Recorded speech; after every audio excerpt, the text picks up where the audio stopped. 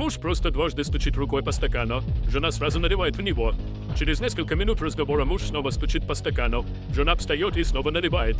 Сосед, не выдержав, сказал Робу, чтобы тот говорил громче. А если хочет кофе, пусть стучит рукой по очкам. Это как вызывать горничную. Так нельзя обращаться с женой. Однако Бетти встала на сторону Роба. Она с гордостью заявила, что ее муж не только хороший кормилец, но и что служить ему – это честь. Соседи были поражены таким ответом. Бетти была домохозяйкой на полный день. Ее главная работа – заботиться о Робе. Такая семейная жизнь делала ее по-настоящему счастливой. Но однажды, подслушав разговор соседей в супермаркете, Бетти была шокирована. Они говорили, что Роб ей изменяет. У нее внезапно закружилась голова, она пошатнулась и сбила весь ряд с молочными банками. Соседка тоже была в шоке. Она поняла, что натворила, и не знала, как объясниться. Бетти убежала, не оглядываясь. Тем же вечером Бетти проследила за мужем, который якобы задержался на работе. И действительно увидела, как он флиртует с блондинкой-официанткой во время ужина. Бетти не стала разоблачать Роба, а просто добавила в его еду маленький камешек, и вскоре муж подавился и покраснел. Но в конце концов он выплюнул камень.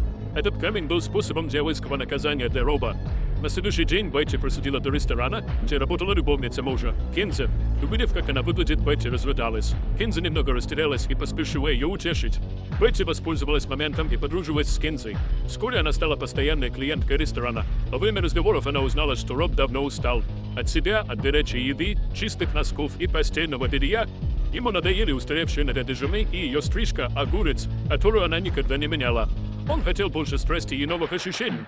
Бетти выслушала и поняла. Она пошла по магазинам за самой модной одеждой и обувью.